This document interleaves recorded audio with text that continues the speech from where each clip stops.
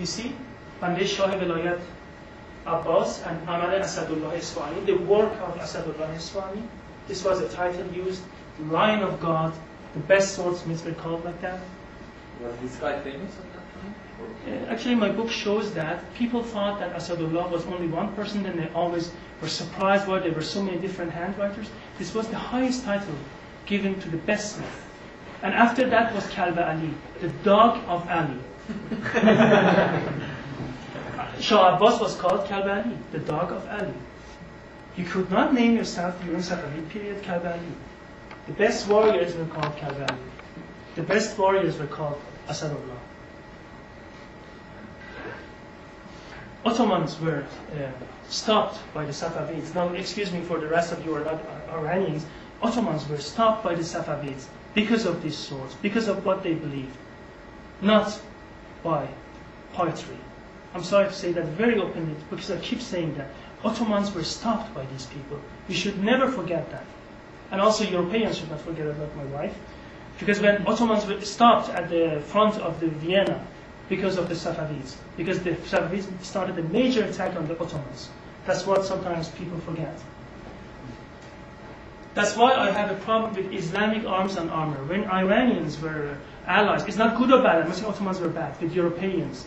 Excuse me, which attack on Vienna are you referring to? Are you referring to the 1529 attack on Vienna or the 1683 attack on Vienna? The first attack on Vienna. Thank you.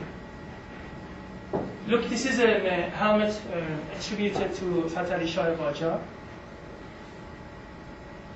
Carved ivory handles from Qajar period. Walrus ivory. Again, carving walrus is extremely difficult. There are scenes from the Shahnameh. You see that? One part, دسته خنجر جهانگیر است، گرچه یک مشت استخوان باشه. The handle of your sword conquers the world, even if it is made of bone. Bone refers here to walrus ivory, for sure. This is a very famous. And how they glue? Do they use glue finally here or not? I'm sorry. Do they use glue for the handles, or like they still use the hammer to? No.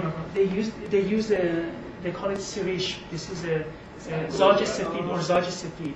This is a special stone which they use. It's molten and they pour into it and then it sticks. In my book, there is a scene of a walrus ivory of. Am I allowed to say that? Yeah, sure. I think so. I mean, I'm not in Tehran. This is a walrus ivory in which they are sexual scenes depicted of a man and a woman having different positions in sexual intercourse. In which year? Qajar period. In Qajar? Yes. We have sexual depictions even from Safavid period, even from The Safavid, I don't know. Safavid, from the Afsharid, Zand, and Qajar. On the handle of the sword? Dagger. Why was that? Is there This is the present of a woman, of a wife to his husband who wanted to go to war, and she shouldn't forget him. This is not a joke, seriously. You will see that if he's so... because this book is going to be published translated into Iran. So they told me, this page cannot be published. This is part of my book, it will be published. Then can't we get some clothes on them? I said no. And they said, Mr. Moshtagh, at least some swimming suit? I said no, they didn't have swimming suit. So we are still discussing it for publication. At least here it can be published, no problem.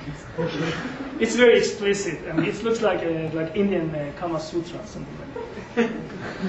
Okay, this is an enamel khanjar. There are different types of enameling on them as well. Marvelous enameling.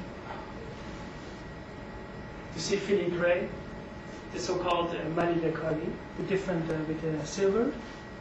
These arts. I mean, if you have questions regarding how they made it, I can explain it in detail to you later.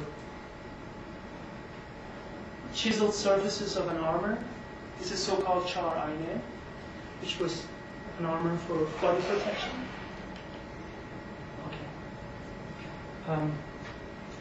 This book which I just gave this, so you could get the size of that. This is only the beginning of the future research. I invited already in some I wrote like 14 different articles in Iranian column, Persian Mirror in the US. I also wrote an article in German. Ask anyone from any country. I have 17 editors on board. And many of them, one of them is Peter Lyon, who also made swords for Lord of the Rings, who did all the choreography, fighting scenes in Lord of the Rings. And we are a very big research team. I would like to ask anyone who would like to do research in this field. There are lots of open questions here.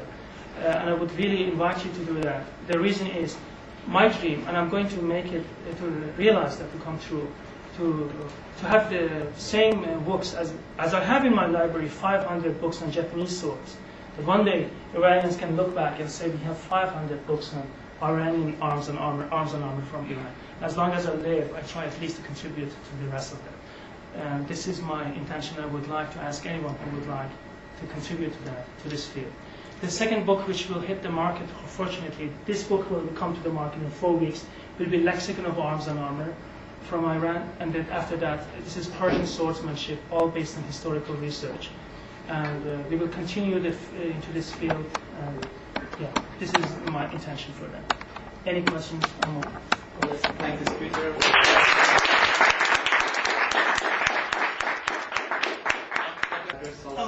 Yes. For people who are interested. I guess if you go to Iranian Studies Group website, there's also a link there. For just in case. I'm also curious to know what is the 45th page of your slide.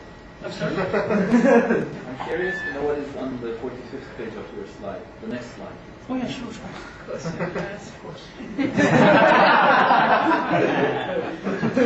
Yeah, please, if you want to have some refreshment, feel free.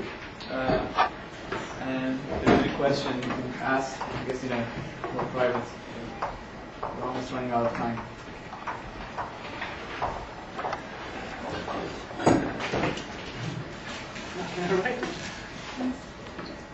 Yeah. Oh, okay. I can get rid of that.